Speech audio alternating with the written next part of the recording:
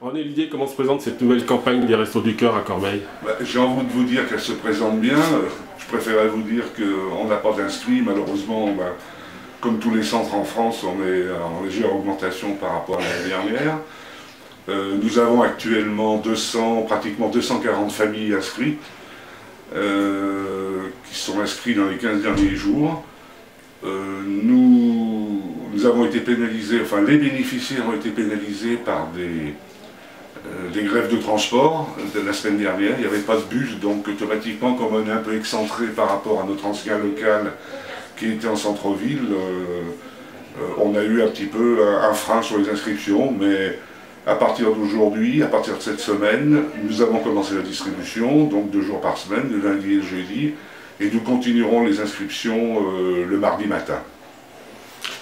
Au niveau de l'approvisionnement en denrées, en aliments, ça se présente bien? Alors, ça se présente bien. On a eu très peur il y a 3 semaines ou 1 mois avec les discussions européennes au niveau des PEAD, c'est-à-dire des denrées pour les plus démunis en Europe. La décision a été reportée en 2013-2014. Donc au niveau approvisionnement, on ne devrait pas avoir de soucis majeurs pour cette année et l'année prochaine. Cependant, ça ne nous empêche pas de faire des collectes ponctuelles et de mettre à contribution des fournisseurs tels que Carrefour ou Jacquet pour le pain, etc. Pour avoir, en plus des collectes nationales qui ont lieu chaque année au mois de mars, la prochaine collecte aura lieu début mars.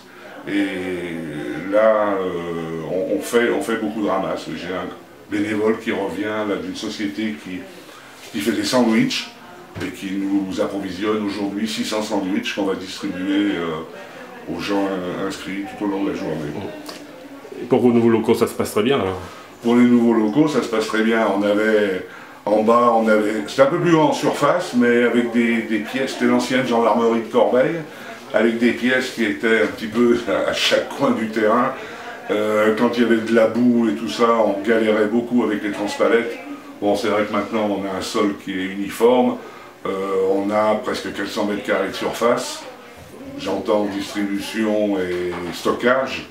Donc c'est vrai qu'on est heureux dans ces nouveaux locaux et je pense que nous soyons heureux, c'est une chose, mais je pense que les bénéficiaires ont vu une grosse différence quand même. Au niveau justement des bénéficiaires, c'est toujours des familles, c'est monoparental?